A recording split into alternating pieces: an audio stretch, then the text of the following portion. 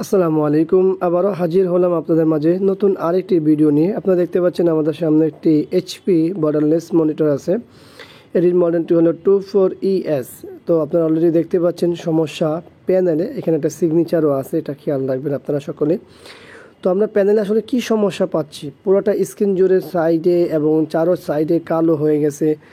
এটা মানে অল্প একটু ভালো আছে কিনা সেটাও সন্দেহ আছে। কোনো ভালো বলতে কোনো কিছুই নেই, টোটালটাই হলো শর্ট। তো আমরা এটাকে বলি প্যানেল শর্ট হয়ে গেছে। তো আপনারা দেখতে পাচ্ছেন এখানে আমাদের আছে কি পাওয়ার কেবেল এবং ভিজিএ লাগানো, এইচডিএমআই লাগাইনি। তো এখন খুলবো, এরপরে দেখবো। আমরা ব্যাকপার্ট খুলেছি, সাধারণত যতটুকু ময়লা থাকার কথা সেই ময়লাগুলো তাও নেই, একেবারেই ফ্রেশ। তো যেহেতু আমাদের এই সাইডটি হলো ডিসি টু ডিসি আইসি সব ওপেন করতে হবে, আমরা এগুলো খুলি স্টিকারগুলো। এই যে দেখতে পাচ্ছেন আপনারা এখানে আমাদের মূল যে আইসি ডিসি টু ডিসি আইসি, সাথে কয়েল, ড্রাইভার কয়েল। তো এই আমরা সব কিছু দেখে নিচ্ছি, একেবারেই ফ্রেশ আছে, কোনো ময়লা আবর্জনা বলতে কোনো জিনিসই নেই। সাধারণত এই মোটরগুলোতে অনেক ময়লা হয়, আবর্জনা হয়, যার কারণে ঝামেলা হয়। তো আমরা এখন পাওয়ার লাগাবো, ভিজিএ কেবল লাগাবো, তারপরে দেখবো যে আমাদের আসলে ডিসি টু ডিসি আইসির কী অবস্থা, বা আদার্স অন্য কোনো ফিজিক্যালি কোনো কিছু গরম হয় কিনা অতিরিক্ত, সেটা দেখবো। তার আপনারা সকলে জানেন যে এই ধরনের সমস্যা হলে সর্বপ্রথম প্যানেল শর্ট হলে আমাদের যে ডিসি টু ডিসি আইসি সেটা আগুন হয়ে যায়। তো এটার ক্ষেত্রে কী হয় সেটা আমরা দেখবো, লক্ষ্য রাখুন, সঙ্গে থাকুন। আর ভিডিও জুড়ে আপনারা একটা জিনিস খেয়াল করবেন, সেটা হলো যে এই ভিডিওগুলো শুধুমাত্র আমরা যারা ব্যবহারকারী আছেন তাদের উদ্দেশ্যে তৈরি করি, কোনো টেকনিশিয়ানদের জন্য নয়। তো আমাদের ড্রাইভার কয়েলটা খুব নর্মাল।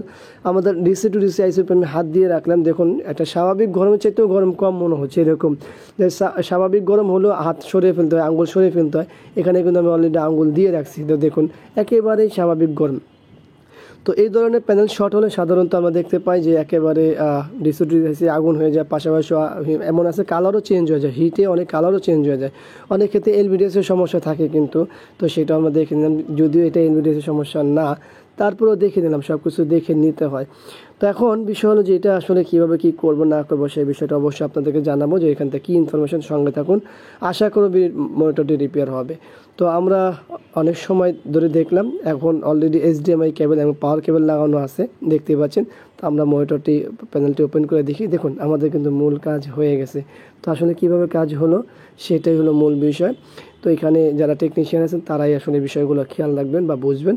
তো যাই হোক, আপনারা নিশ্চয়ই খেয়াল আছে, চারপাশে একেবারে কালো কালো হয়ে গেছিলো, যে শর্ট যেগুলো হলো যা হয়।